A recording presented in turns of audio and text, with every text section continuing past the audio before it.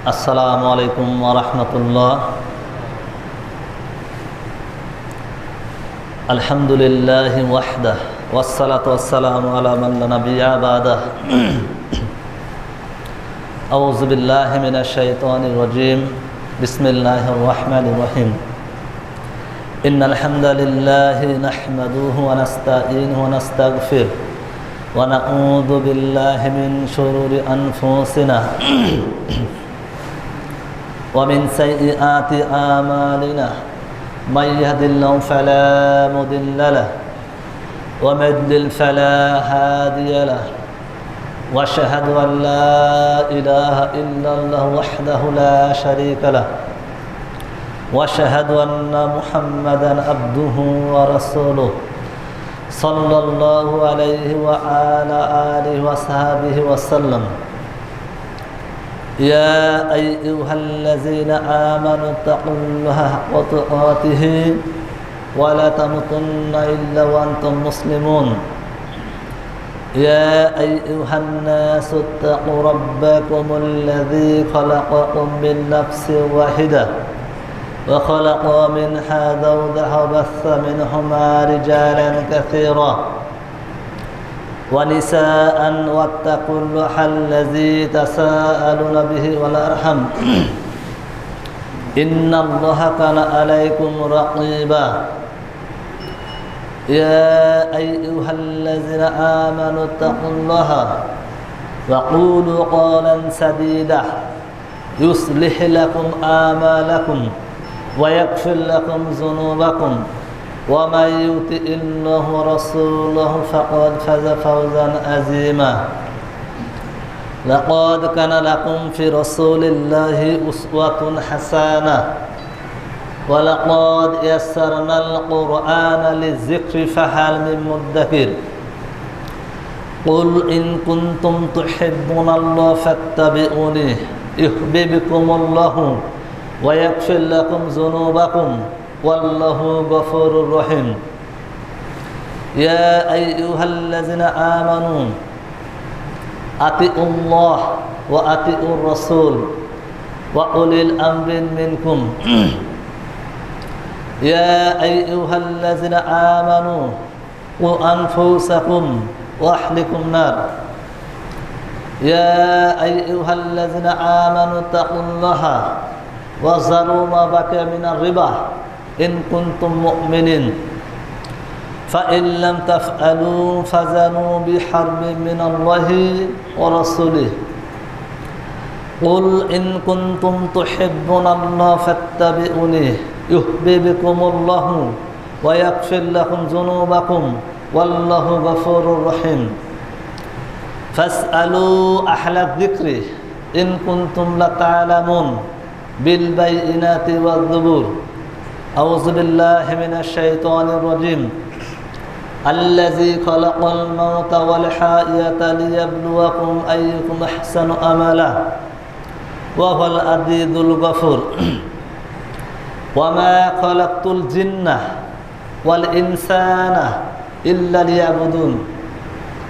فاسألوا أهل الذكر إن كنتم لا تعلمون بالبينات والزبور.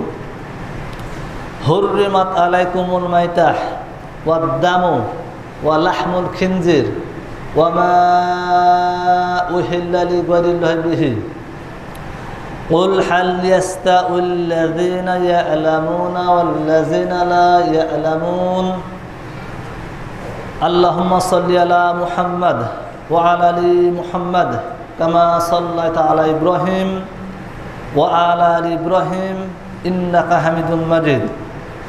اللهم بارك على محمد وعلى آل محمد كما باركت على إبراهيم وعلى آل إبراهيم إنك حميد مجيد. عن عمر بن الخطاب رضي الله عنه قال قال رسول الله صلى الله عليه وسلم إنما الأعمال بالنيات. রাহুল বুখারী রাহুল মুসলিম ইসনাদ সহিহ।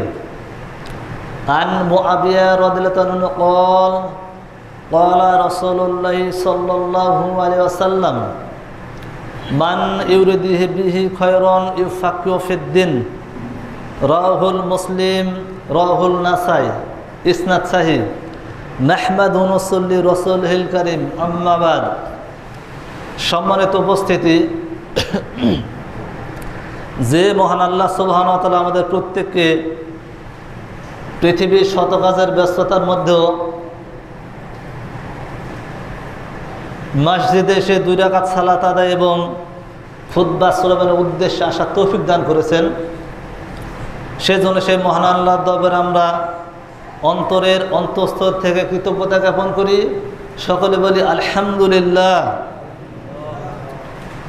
এরপর পরে শত কোটি দুরূদ ও সালাম বর্ষিত হোক পৃথিবীর সর্বশ্রেষ্ঠ নবী ও রসুল মুহাম্মদ সাল্লাল্লাহু আলাইহি ওয়াসাল্লামের প্রতি। সকলে বলি আল্লাহুম্মা সাল্লি আলা, আল্লাহুম্মা বারিক আলা। আমাদের আজকের খুতবার বিষয়বস্তু জুমার দিনের আমল ও ফজিলত। আল্লাহ সুবহানাহু ওয়া তাআলা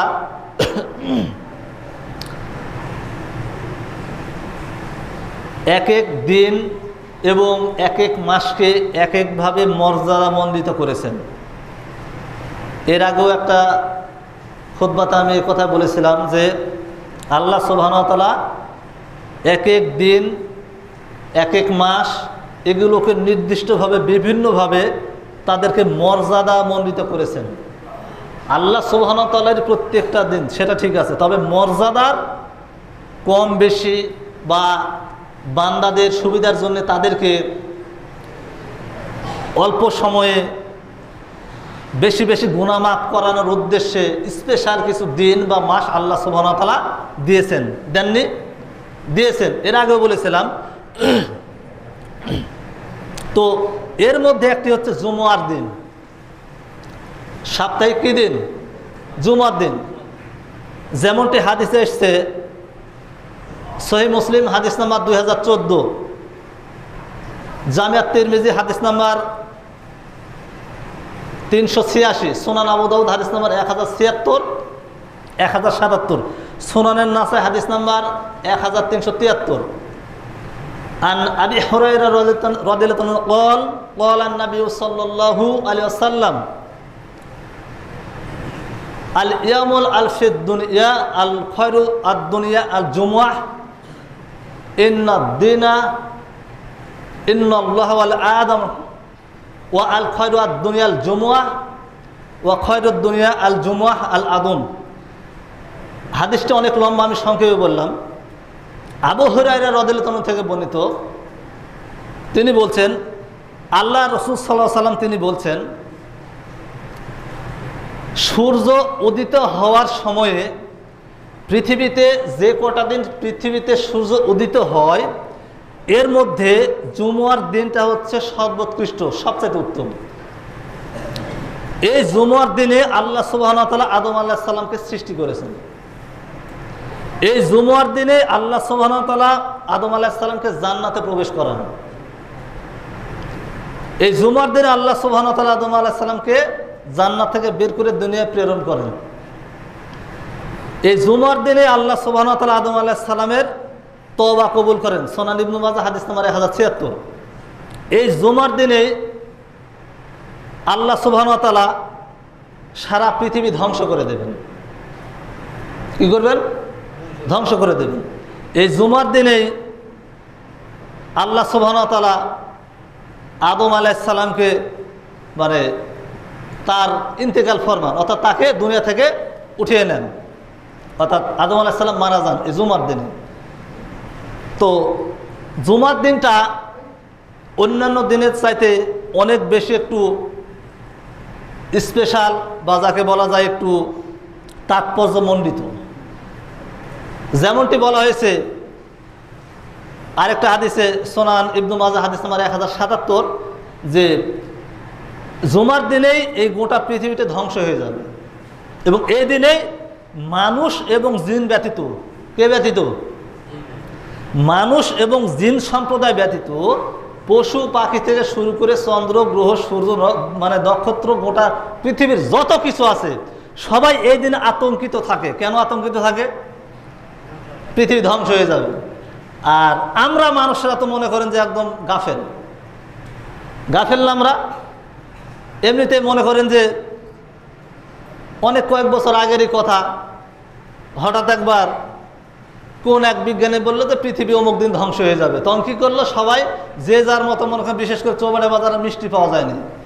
আচ্ছা বলেন, সামনে আপনার মৃত্যু মনে করেন, ধরলাম 1 মিনিটের ক্ষেত্রে ধরলাম যে ঠিক আছে সামনে কিয়ামত হয়ে যাবে, তো আপনার বা আমার করণীয় কি? ইবাদত বন্দেগী বা আল্লাহ সুবহানাহু ওয়া তাআলার কাছে ক্ষমা চাওয়া, নাকি না মিষ্টি খাওয়া? সবাই একাধারে মিষ্টি খাওয়া শুরু করে দিয়েছে। মানে মানুষ কতটা উজবুক এবং কতটা আহাম্মক প্রকৃতির আমরা, তাহলে ভেবে দেখেন। তাদের ধারণা যে পৃথিবীর সামনে ধ্বংস হয়ে যাবে, তাই মিষ্টিগুলো খেয়ে নিয়ে। এটা কি কোনো বুদ্ধি জ্ঞান সম্পন্ন কোনো একটা প্রাণীর এটা কি চিন্তা হতে পারে? হতে পারে? হতে পারে না। তো দেখেন, আল্লাহ সুবহানাহু ওয়া তাআলা পৃথিবীতে এই জুমার দিনকে একটা আলাদা মর্যাদা মণ্ডিত করেছেন।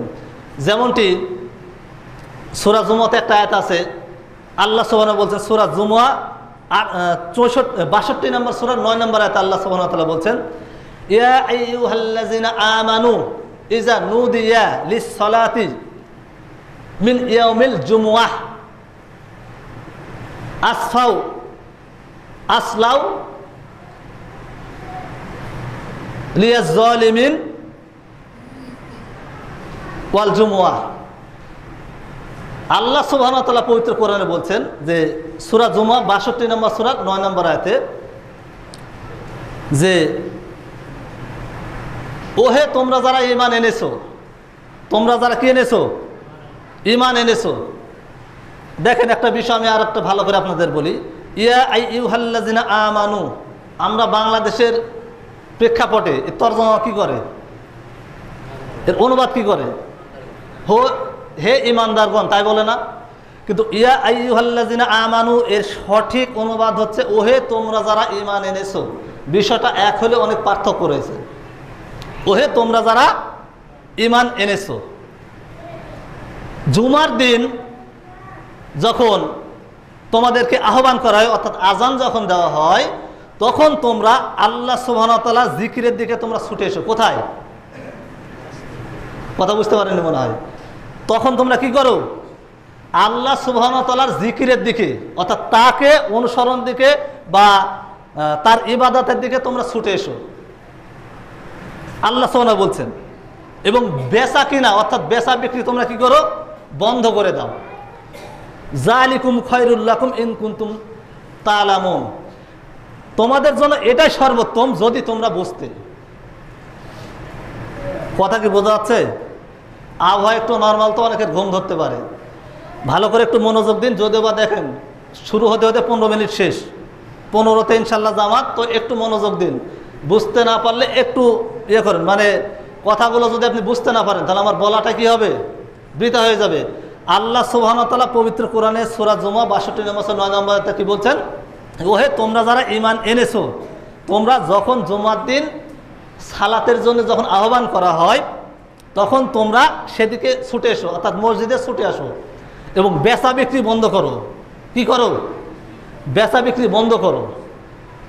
যালিকুম খায়রুল লাকুম ইন কুনতুম তা'লামুন, এটাই তোমাদের জন্য সর্বোত্তম যদি তোমরা তা জানতে। তার মানে জুমার দিন কি করতে হবে? যখন সালাতের জন্য যখন আহ্বান করা হয়, তখন সমস্ত বেচা বিক্রি সম্পূর্ণ কি নিষেধ, এটা হারাম। এরপর কি করতে হবে? মসজিদে ছুটে আসতে হবে আল্লাহ সুবহানাহু ওয়া তাআলা জিকিরের দিকে। জিকির অর্থাৎ তার ইবাদতের দিকে বা তার স্মরণের দিকে। জিকিরের অনেক অর্থ, তার মধ্যে আল্লাহ সুবহানাহু ওয়া তাআলাকে স্মরণ করা। আর সালাতের মধ্যেও কি আল্লাহ সুবহানাহু ওয়া তাআলাকে স্মরণ করা যায় কি যায় না? সালাতের মধ্যেও। এবং সালাত হচ্ছে সর্বোত্তম ইবাদত জিকিরের জন্যে। তো ছুটে আসতে বলা হয়েছে। তো আমাদের কি করতে হবে? জুমার দিন প্রত্যুষে, অর্থাৎ সকাল সকাল আসতে হবে। এ বিষয়ে অনেক হাদিস রয়েছে, বলবো ইনশাল্লাহ। তার মধ্যে আরেকটা হাদিস পাবেন, হাদিসটি আছে আপনার সুনান আবু দাউদ, হাদিস নাম্বার 343। আন আউফ রাদিয়াল্লাহু আনহু কোন, অর্থাৎ আউফ রাদিয়াল্লাহু আনহু তিনি বলছেন, রাসূল সাল্লাল্লাহু আলাইহি ওয়াসাল্লাম বলেন যে ব্যক্তি জুমার দিন খুব সকাল সকাল জানাবাতের গোসলের ন্যায় গোসল করলো, অর্থাৎ নাপাকের গোসলের ন্যায় গোসল করলো, এরপর উত্তম পোশাক আশাক পরিধান করলো। কি পোশাক পরিধান করলো? উত্তম পোশাক আশাক পরিধান করলো। তার বাড়ির থেকে সুগন্ধি ব্যবহার করলো। কি ব্যবহার করলো? সুগন্ধি ব্যবহার করলো। এরপর খুব তাড়াতাড়ি মসজিদে আসলো।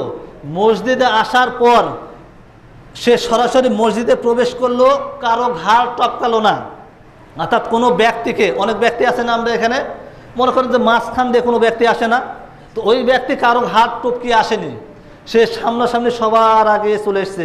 আসার পর সে ইমামের কাছাকাছি বসলো এবং সেখানে সালাত আদায় করার পর ইমাম যখন আসলো, খুতবা যখন শুরু করলো, সে মনোযোগ সহকারে সেটা শুনলো। এরপর 2 রাকাত সালাত আদায় করলো।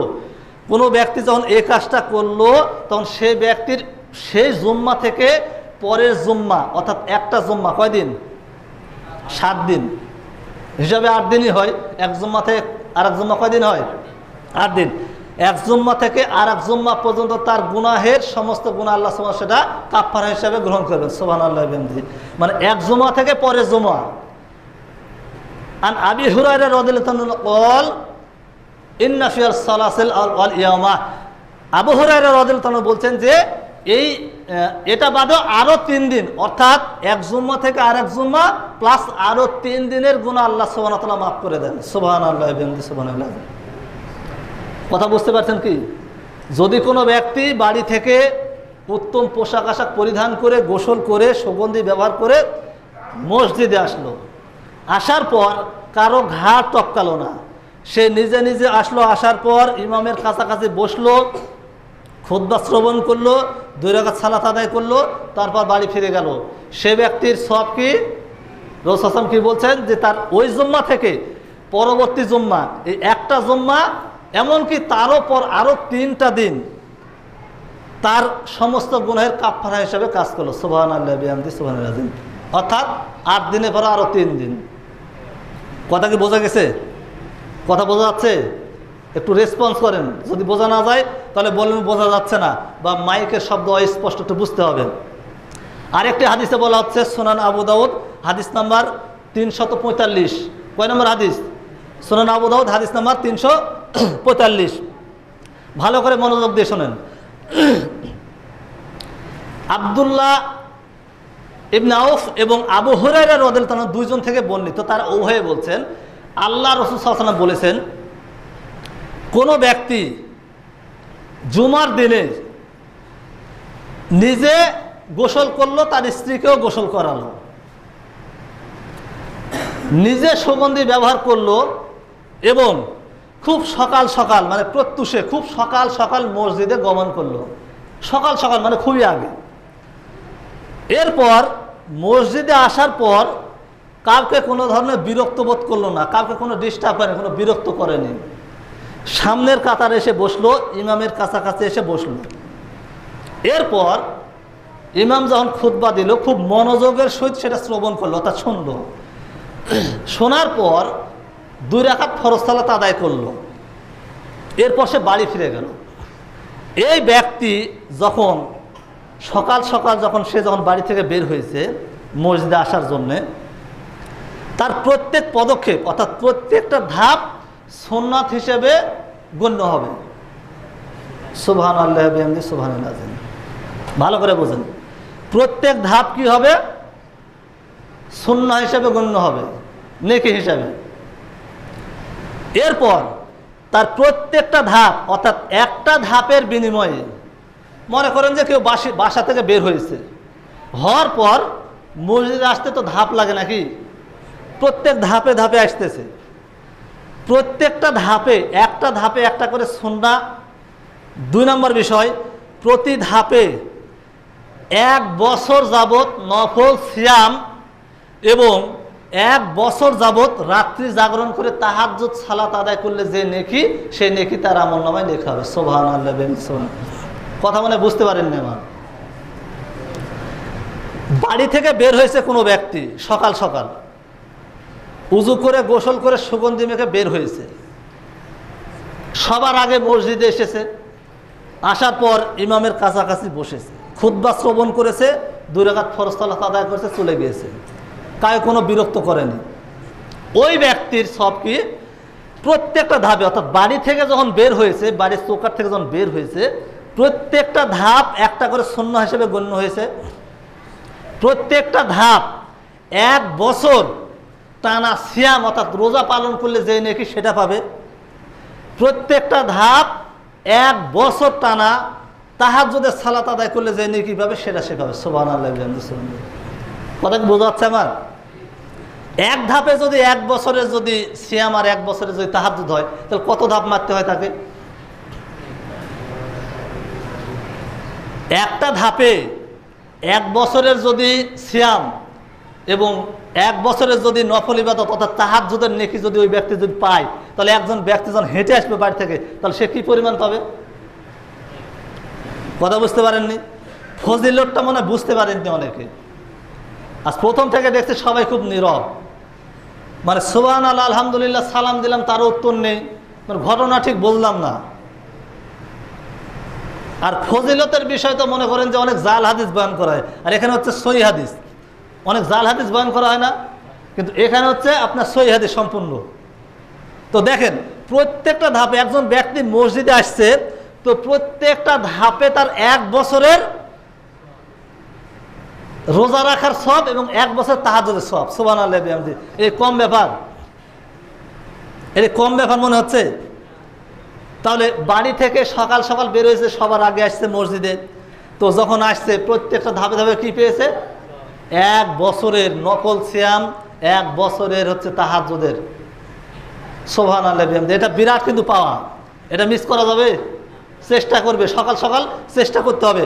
আল্লাহ রাসূল সাল্লাল্লাহু আলাইহি ওয়াসাল্লাম তার সাহাবীরা তারা কি করতেন জানেন? খুব সকাল সকাল বের হয়ে মসজিদে আসতেন। আমরা কখন আসি? যখন দেখি যে 1:15 বাজবে আর মনে হয় 2 মিনিট, লঙ্গি বাঁধতে বাঁধতে দৌড়, যে জামাত যে কোনোভাবে আমাকে আদায় করতে হবে। এভাবে আসলে আপনি সওয়াব পাবেন না, মানে মসজিদের সেই নেকিটা আর আপনি পাবেন না, সম্ভব না। অনেক ব্যক্তি আছেন এরকম, জুমার দিন এত ফজিলত, আমি আরও বলবো ইনশাআল্লাহ হাদিস, জুমার দিন এত ফজিলত, আসবে সবার পিছে, আসার পর সবার ঘাট টপকে টপকে সবার সামনে আসার চেষ্টা করবে, আছে না? অনেক এখানে দেখছি, শহর অঞ্চলে গিয়ে দেখবেন একই অবস্থা। তো এটা করা যাবে না। অথচ দেখেন রাসূল সাল্লাল্লাহু আলাইহি ওয়াসাল্লাম কি বলছেন, যে সকাল সকাল সে যখন বাড়ি থেকে বের হলো, বের হওয়ার পর মসজিদে আসলো, সবার আগে আসলো, সে ইমামের কাছাকাছি বসলো, খুতবা শ্রবণ করলো, খুতবা শ্রবণ করার পর তারপর সে 2 রাকাত সালাত আদায় করে বাড়ি ফিরলো। তার প্রত্যেক ধাপে 1 বছরের হচ্ছে পারে নফল সিয়াম এবং 1 বছরের নফল সালাতের সে নেকি পাবে। সুবহানাল্লাহ বিহামদি। তার মানে এটা কম ফজিলত? অনেক ফজিলতপূর্ণ। তো আমাদের কি করতে হবে?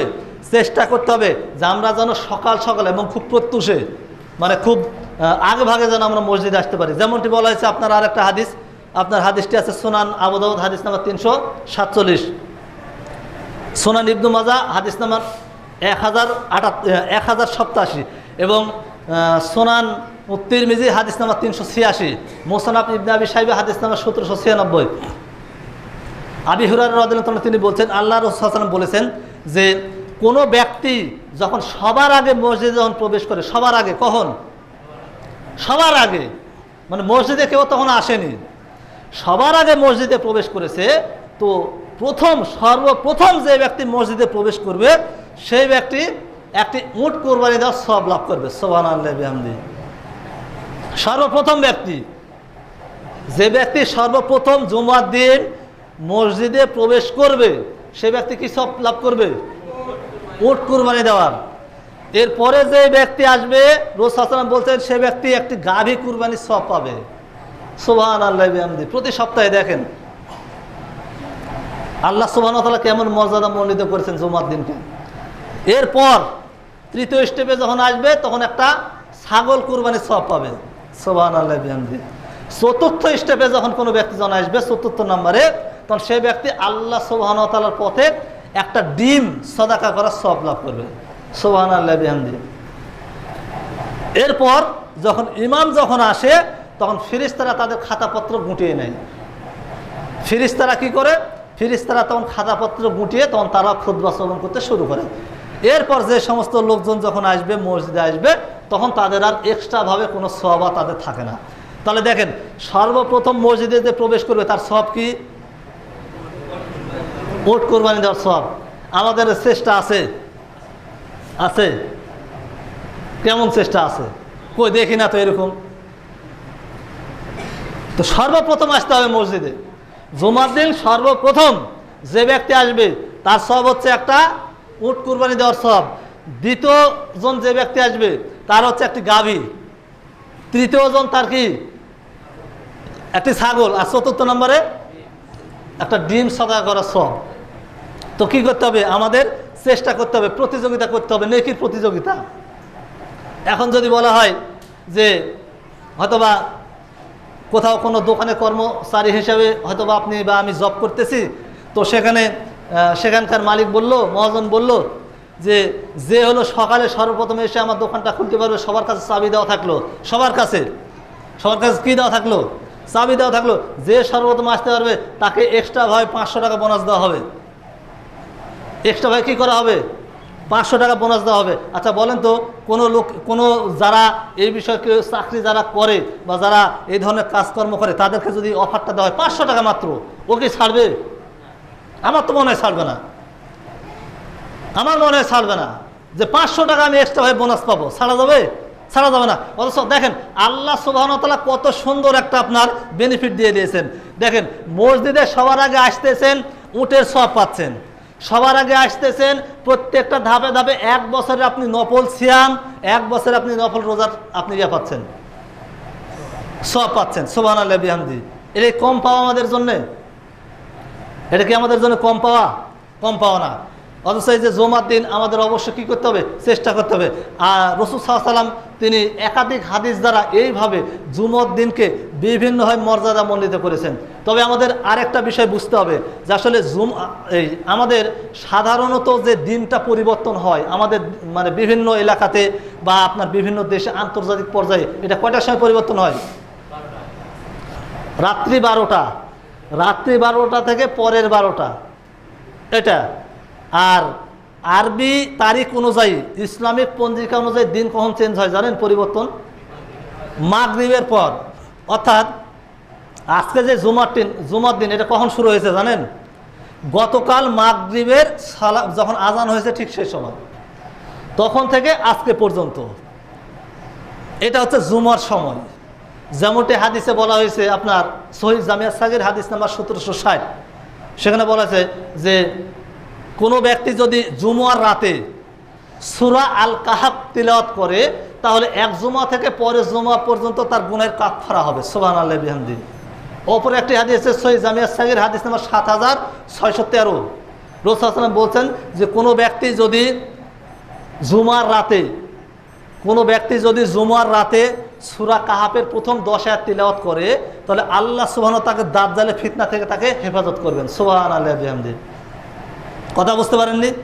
এটা জুমার দিনে ফজর। শুধু তাই না, আরেকটা হাদিস আসছে, হাদিসটি পাবেন সুনান আবু দাউদ হাদিস নাম্বার 4355, মুসনাদ ইবনে আবি শাইবা হাদিস নাম্বার 1755। রাসূল সাল্লাল্লাহু বলছেন যে ব্যক্তি জুমার দিনে ইন্তেকাল করে, অর্থাৎ মারা যায়, যদি কোনো ব্যক্তি জুমার দিনে মারা যায়, দিনে হোক বা রাত্রে হোক, যদি মারা যায় তাহলে তাকে কবরে আযাব থেকে তাকে রক্ষা করা হবে। সুবহানাল্লাহি বিহামদি, সুবহানাল্লাহিল আযীম। তাহলে এটা কি আমাদের জন্য বড় পাওয়া না? দেখেন ভালো করে বোঝেন। তবে এই জুমার দিন ইন্তেকাল করবে বা মারা যাবে মুসলিম ব্যক্তি, হাদিসে আসছে মুসলিম ব্যক্তি। তো মুসলিম ব্যক্তি কারা? যারা শুধু জুম্মার দিন আসে। যেমন জুম্মার দিনের ফজিলত সম্পর্কে যতগুলো বললাম, এটা মনে করবেন না যে শুধু জুম্মার দিন আসলে হবে। 5 ওয়াক্ত সালাত সহ যারা জুমার দিন এখানে আসবে, জুমার সালাত আদায় করবে, এটা তাদের জন্য ফজিলত।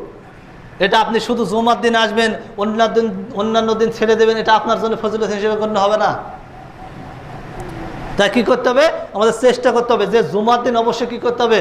আমরা সকাল সকাল খুব ভোর উঠবো, ওঠার পর জামাত সহকারে কী করব?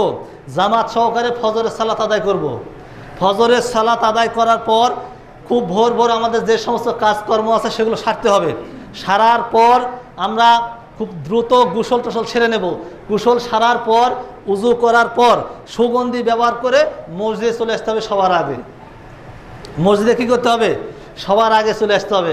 আসার পর মসজিদে ঢুকে মসজিদে আপনার তাহিয়াতুল মসজিদে 2 রাকাত সালাত আদায় করতে হবে আগে। কথা বুঝতে পেরেছেন কি?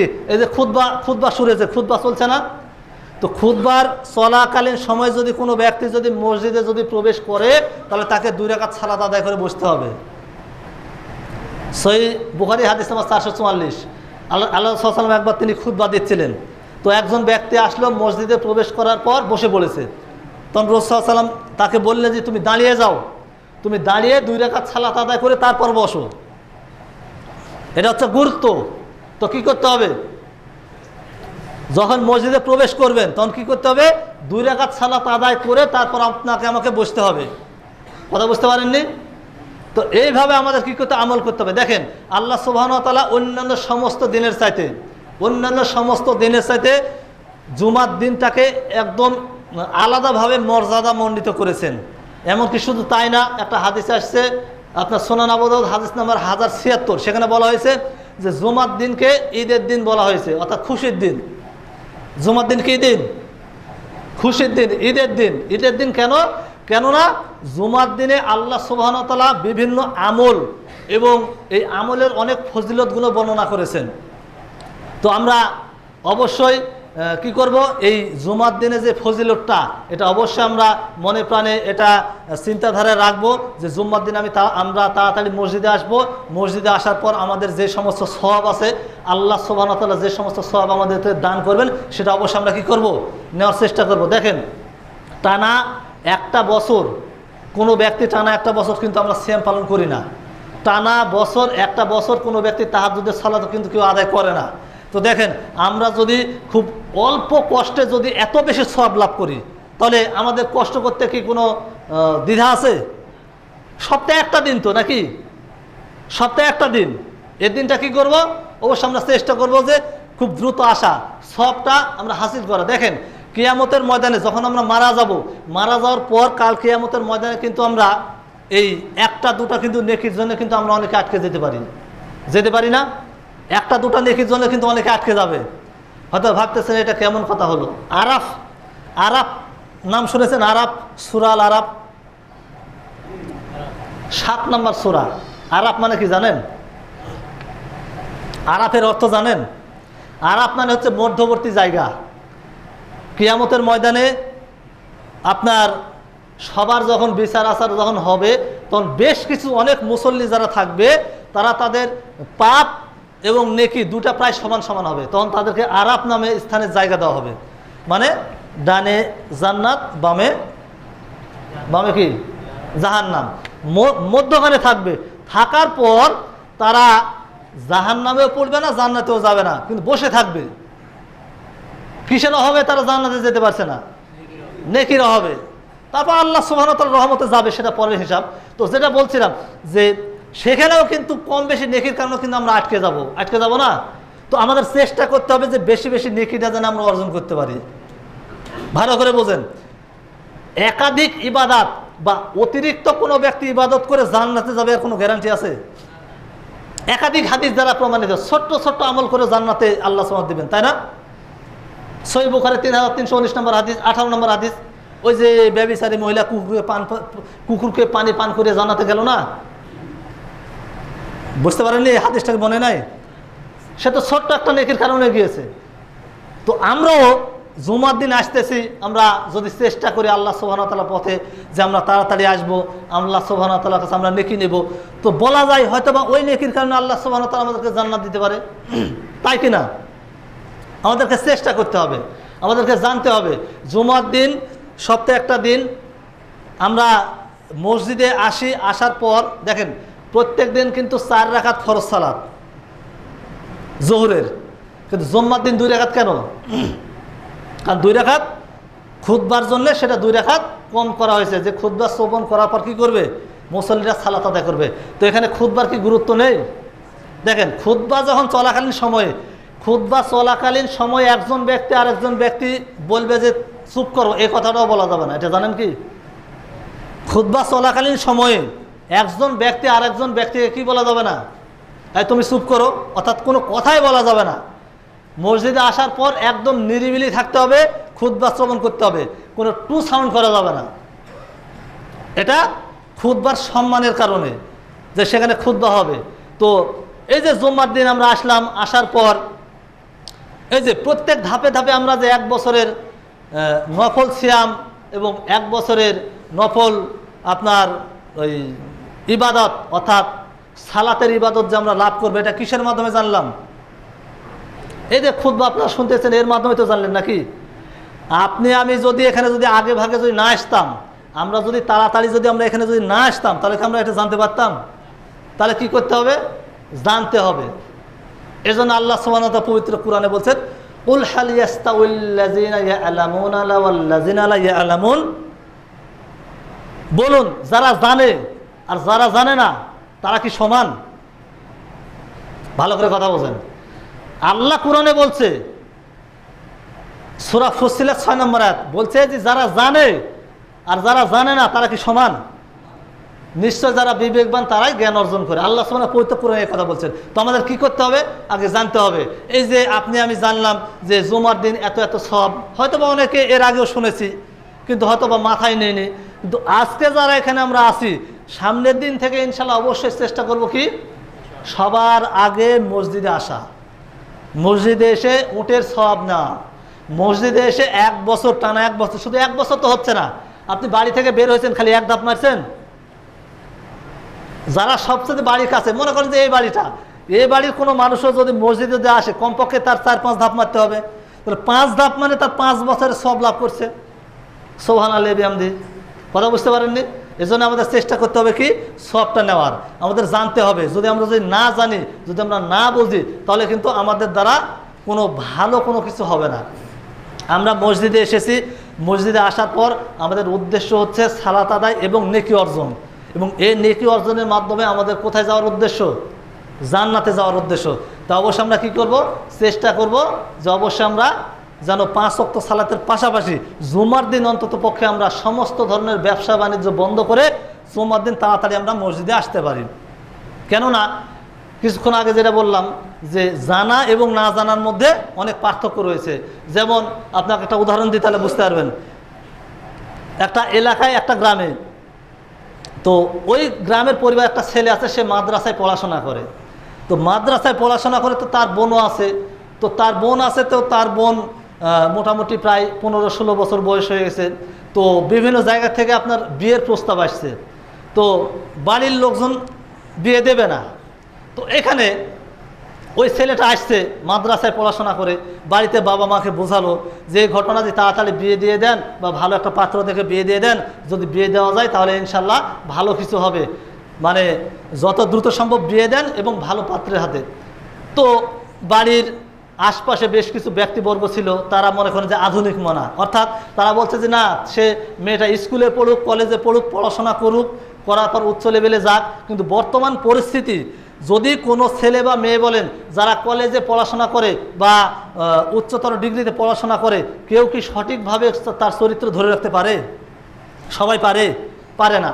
তো ছেলেটা বোঝাচ্ছে, কিন্তু আশপাশের অনেক মানুষজন যারা আছে তারা তো এটা বুঝতে চায় না। তো যাই হোক, সেখানে বেশ কিছু লোকজন একত্রিত হয়েছে। এখন ওই বাড়ির যে কথা, অর্থাৎ ওই ছেলের যে বাবা, সে ছেলের বাবা তখন বলছে যে তুমি যে কথা বলছো, দেখো আমি একটা কথা বলি, কয়েকজন লোক ডাকি। তো তার পিতা, অর্থাৎ ওই ছেলের পিতা কয়েকজন লোককে ডাকলো, ডাকার পর একত্রিত হওয়ার পর বোঝাচ্ছে, মানে ছেলেকে বোঝাচ্ছে যে আসলে এখন বিয়ে দেওয়ার প্রয়োজন নেই, তোমার বোনকে আরও একটু সময় যাক। তো বোঝাচ্ছে। তখন গ্রামের তো কিছু মাতব্বর টাইপের অনেক লোকজন থাকে না, অনেক ছেলে পেলেও থাকে, যে সমস্ত ছেলে পেলে যারা একটু টাউট ধরনের, মানে একটু বদমাইশ ধরনের, তারা কখনো ইসলামের সঠিকটা চায় না। তো ওই রকম একটা ছেলেও আছে। তো ওই ছেলেটা, তার উদ্দেশ্য খারাপ, মানে ওর উদ্দেশ্য ছিল যে এলাকায় যে সমস্ত মেয়েটে যারা আছে তাদের সাথে একটা অবৈধ সম্পর্ক গড়া বা এই ধরনের অনেক। তো এই ছেলেটার চিন্তা ভাবনা ছিল যেন বিয়েটা যেন না হয়। তো এই ছেলেটা ওই মাদ্রাসা ছেলেটার সবসময় বিরোধিতা করে। তো যখন কথা সবাই বলছিল, বলার ক্ষেত্রে এক সময়, তখন এই ছেলেটা তখন কথা যখন বলবে, সবার সামনে যখন শুরু করবে, তখন প্রথমে আল্লাহ সুবহানাহু ওয়া তাআলা গুণগান গাইল, তার নামে সব কিছু আপনার প্রথমে যে সমস্ত পড়তে হয় ইন্নাল হামদুলিল্লাহ বলে সব কিছু শুরু করলো। শুরু করার পর ওই ছেলেটা বলছে যে আম্মাবাদ মানে কি? অতঃপর মানে তারপর, মানে কথা শেষ তারপর মানে শুরু তারপর। তো এই ছেলেটা যখন বলছে যে আম্মাবাদ, তখন ওই পাশ থেকে ওই বহাটে যে ছেলে, যে ছেলেটা সবসময় বদমাইশি করে, এই পাশ থেকে এই ছেলে বলছে যে দেখছেন এই ছেলেটা মাদ্রাসায় পড়াশোনা করে একদম বেয়াদব হয়েছে। তো কেন বেয়াদব হয়েছে? তো এই ছেলেটা কথা বলছে, এখন কেবল শুরু করছে কথাবার্তা বলতে, কথাবার্তার শুরুতে সে প্রথমে আম্মাবাদ মানে আম্মাক বাদ দিয়ে দিয়েছে, কিছুক্ষণ পর আব্বাক বাদ দিয়ে দিবে। তো যে ছেলে সর্বপ্রথম কথা বলা শুরুতে আম্মাক বাদ দিয়ে দেয়, এই ছেলে কোনো কথাই শোনা যাবে না। কথা মনে বুঝতে পারেন না আমার? সে আল্লাহ সুবহানাহু ওয়া তাআলা গুণগান গাওয়ার পর বলছে আম্মাবাদ, অর্থাৎ অতঃপর শুরু করলো। আর এই ছেলেটা সে বলছে যে ছেলেটা মাদ্রাসায় পড়াশোনা করার পর সে প্রথমেই আলোচনা শুরুতেই যে বলে যে আম্মাক বাদ দিয়ে দেয়, কিছুক্ষণ পর আব্বাক বাদ দিবে, কিছুক্ষণ পর ভাইকে বাদ দিবে, এই ছেলেটার কোনো কথাই শোনা যাবে না। তো পাশ থেকে একজন মুরব্বী বলছে বেয়াদব থাম। তো কেন? তো বলছে আম্মাবাদ এটা আরবি শব্দ, যার মানে হচ্ছে অতঃপর। তখন সে ছেলেটা চুপে গেল, মানে না জানলে যা হয় আর কি, মানে সে বলছে আম্মাবাদ অর্থাৎ অতঃপর, আর সে বুঝেছে আম্মাক বাদ দিয়ে দিল। তো এইভাবে যদি আমরা বুঝি তাহলে হবে না। আমরা আজকে জুম্মার সালাতে এসেছি, জুম্মার সালাত আদায় করার জন্য এখানে খুতবা শ্রবণের উদ্দেশ্যে এসেছি। তো আমাদের উদ্দেশ্য হচ্ছে সঠিকটা জানা এবং মানা। জুম্মার দিন আল্লাহ সুবহানাহু ওয়া তাআলা দেখেন, প্রথমে খুতবার শুরুতে কি বললাম যে আল্লাহ সুবহানাহু ওয়া তাআলা আদম আলাইহিস সালামকে এই দিনে সৃষ্টি করেছেন, এই দিনে তাকে পৃথিবী থেকে উঠিয়ে নিয়েছেন, এই দিনে তাকে জান্নাতে ঢুকিয়েছেন, জান্নাত থেকে এই দিনে বের করেছেন, এই দিনে কিয়ামত হয়ে যাবে। এই দিনের অনেক ফজিলত আমরা অলরেডি অনেকটা বললাম, যদিও বা সময় শেষের দিকে। তবে একটা বিষয় আমাদের মনে রাখতে হবে, জুম্মার দিনে যে ফজিলতটা তা জুম্মার দিনের সাথে সংশ্লিষ্ট। তাই অবশ্যই সামনের জুম্মা থেকে অবশ্যই আমরা ইনশাআল্লাহ চেষ্টা করব যে জুম্মার দিন আমরা যেন খুব তাড়াতাড়ি মসজিদে আসতে পারি এবং মসজিদে এসে যেন আমরা সেই সওয়াবটা যেন লাভ করতে পারি। মহান আল্লাহ সুবহানাহু ওয়া তাআলা আমাদেরকে এই আমলগুলো সঠিকভাবে পালন করার তৌফিক দান করুন, আমিন। আজকে আমরা খুতবাতে যে আমল এবং ফজিলত নিয়ে আলোচনা করলাম, আমরা প্রত্যেকে যেন এই আমল এবং ফজিলতের জন্য যেন আমরা প্রতিযোগিতা করতে পারি, আমিন। আমাদের মধ্যে অনেক ব্যক্তি অসুস্থ আছেন, আল্লাহ সুবহানাহু ওয়া তাআলা তাদেরকে যেন সুস্থতা দান করেন, আমিন। সারা বিশ্বে যে সমস্ত মুসলিম, ইহুদি এবং খ্রিস্টানদের দ্বারা নির্যাতিত হচ্ছেন, আল্লাহ সুবহানাহু ওয়া তাআলা তাদেরকে হেফাজত করেন, আমিন। অনেক ব্যক্তি এখনো 5 ওয়াক্ত সালাত আদায় করতে পারেন না বা অলসতা বসত করেন না, আল্লাহ সুবহানাহু ওয়া তাআলা তাদের প্রত্যেককে 5 ওয়াক্ত সালাত আদায় করার তৌফিক দান করেন, আমিন। ওয়া আখিরি দাওয়ানা আনিল হামদুলিল্লাহি রাব্বিল আলামিন। আম্মা বাদ, ফাইন্না খায়রাল হাদিসি কিতাবুল্লাহ ওয়া খায়রুল হুদা ওয়া শাররুল উমুরি মুহদাসাতুন বিদআহ ওয়া কুল্লু বিদআতিন দালালাহ ওয়া কুল্লু দালালাতিন ফিন্নার। قال الله تعالى إن الله وملائكته يصلون على النبي يا أيها الذين آمنوا صلوا عليه وسلموا تسليما اللهم صل على محمد وعلى آل محمد كما صليت على إبراهيم وعلى آل إبراهيم إنك حميد مجيد اللهم بارك على محمد وعلى آل محمد كما باركت على إبراهيم وعلى آل إبراهيم إنك حميد مجيد بارك الله في القرآن العظيم ونفعنا الذكر الحكيم فاذكروني أشكركم واشكروا لي ولا تكفرون.